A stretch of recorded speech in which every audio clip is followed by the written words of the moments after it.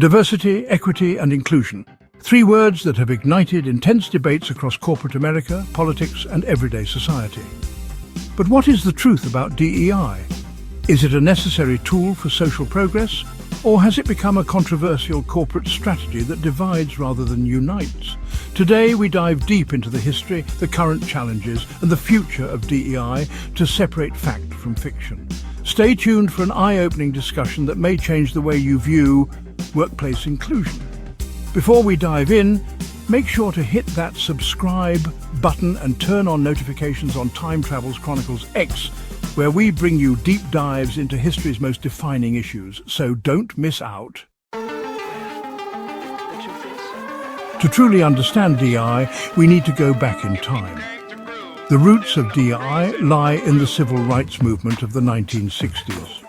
In response to widespread racial and gender discrimination, the Equal Employment Opportunity Commission was established to enforce anti-discrimination laws.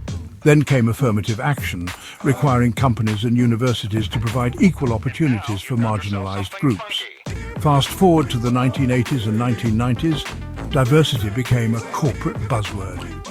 Companies realized that a diverse workforce led to better innovation and profitability. The 2000s saw the rise of formal DEI programs, with HR departments implementing policies to foster workplace inclusion. By the 2010s, DEI expanded beyond race and gender, addressing LGBTQ+ rights, neurodiversity and accessibility for disabled employees. But despite this progress, the controversy surrounding DEI continued to grow. The role of the US government in shaping DEI has been a shifting landscape depending on who was in office. The Obama administration championed DEI initiatives, promoting workplace diversity and funding programs that supported minority and women-owned businesses. His administration also expanded entitlement protections to prevent discrimination in educational institutions. Then came President Donald Trump, whose policies took a markedly different approach. His administration banned federal agencies from conducting mandatory DEI and critical race theory training, arguing that they were divisive. Scaled back affirmative action policies in education and employment, issued executive orders limiting race-based diversity training in federal institutions, restricted immigration policies impacting diverse talent recruitment in US companies.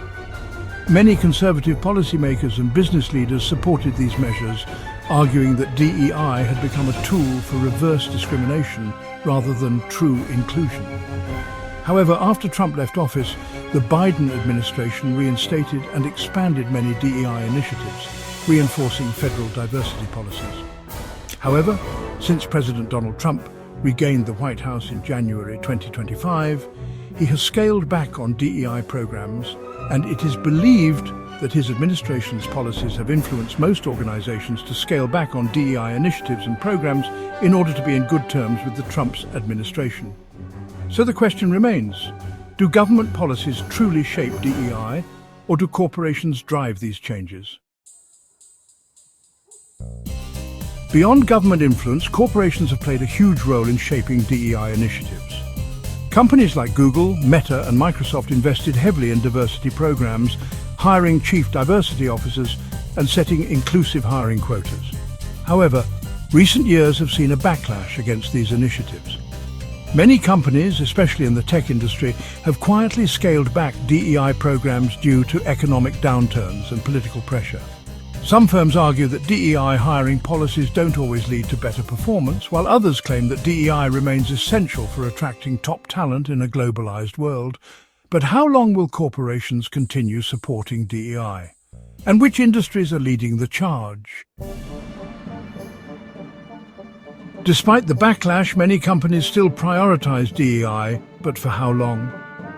Industries like healthcare, finance and entertainment continue investing in inclusion programs, recognizing the long-term economic benefits of a diverse workforce. But as political and economic climates shift, will DEI remain a priority? Some experts predict that DEI will evolve rather than disappear. Future workplace inclusion efforts may focus more on neurodiversity, accessibility and social mobility, rather than race and gender alone. Others believe DEI will become a compliance issue rather than a moral obligation, with companies doing just enough to avoid legal risks. What do you think? Will DEI survive in the corporate world, or is it already on its way out? Diversity, equity and inclusion is a complex and evolving issue. Its history is deeply rooted in civil rights and social justice, but its future remains uncertain. With government policies, corporate interests and societal expectations constantly changing, DEI will either adapt or fade into history.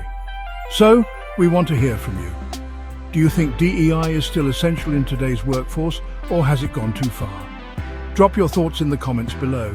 If you found this video insightful, hit that like button, share this with others and subscribe to Time Travel's Chronicles-x for more deep dives into history's biggest moments.